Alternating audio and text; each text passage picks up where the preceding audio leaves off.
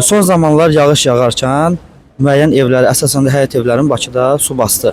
Sizcə hansı ərazilərdən ev almaq ağılsızlıqdır? Xırdalan, Masazır, yəni ki, Bakıdan qıraqda ev almaq həyət evi özü də məncə mənasızdır. Valla mən öz yaşadığım yer Müşfiqabaddır.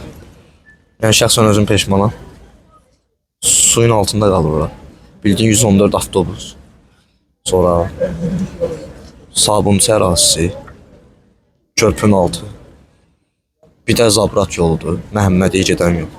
Körpünün altı, ümumiyyətlə cəmaət işə gedir ora Məhəmməddiyə. Veysəloğlu şirkəti var. Mümkün deyil yəni getmək ora.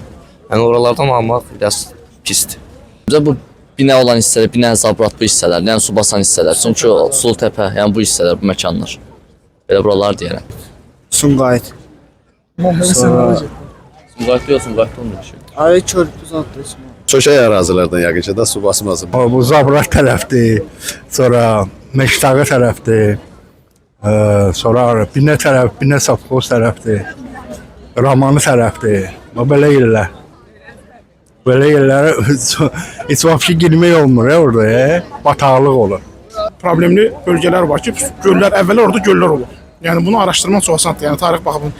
Əgər göl ərazisi qurulub, həmin yerdə evlər tikilirsə, o evlərdə ev almaq düzgün deyil.